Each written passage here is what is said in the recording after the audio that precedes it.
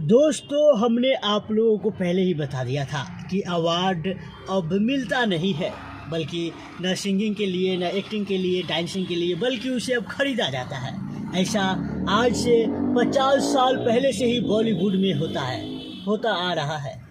ऋषि कपूर साहब सिर्फ 30,000 में ही फिल्म फेयर का बेस्ट एक्टर का अवार्ड खरीद लिए थे, वो भी 30,000 में, सिर्फ अमिताभ बच्चन को नीचा दिखाने के लिए।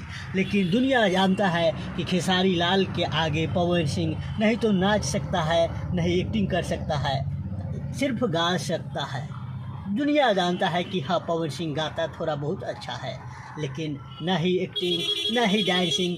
फिर भी पवन सिंह को बेस्ट एक्टर, बेस्ट सिंगर, सब कुछ का अवार्ड दिया गया। तो दुनिया जानता है कि अब अवार्ड्स खरीदा नहीं, अवार्ड्स मिलता नहीं है, अवार्ड सब खरीदा जाता है। तो खैर इस दिखावे की दुनिया में अब नहीं तो एक्टर उस टाइप का रहा, न अभिनेता उस टाइप का रहा, सब लहंगा चोली पे अटक जाता है और उन्हीं को ही बेस्ट एक्टर, बेस्ट सिंगर का अवार्ड भी मिलता है। खैर उन अवार्ड देने वालों को भी नहीं पता होगा कि एक्टिंग किसे कहते हैं, डांसिंग किसे कहते हैं। जानते हैं, कहला कि ऐसे ऐसे हमारे भोजपुरी इंडस्ट्री में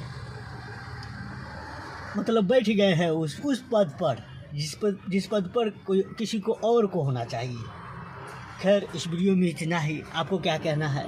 हाल ही में जो दुबई में हुआ था, दुबई में क्या बोलते हैं उसको, इंटरनेशनल भोजपुरी अवार्ड शो का जो आयोजन हुआ था दुबई में, जिसमें सिर्फ पवन सिंह को ही ढेर सारा अवार्ड्स दिया गया, लेकिन उस अवार्ड्स के हकदार कोई और थे। तो इसलिए हम कहते हैं भाई, इस दिखावे की दुनिया में खुद से दिमाग लगाओ कि सच क्या है, हकीकत क्या है।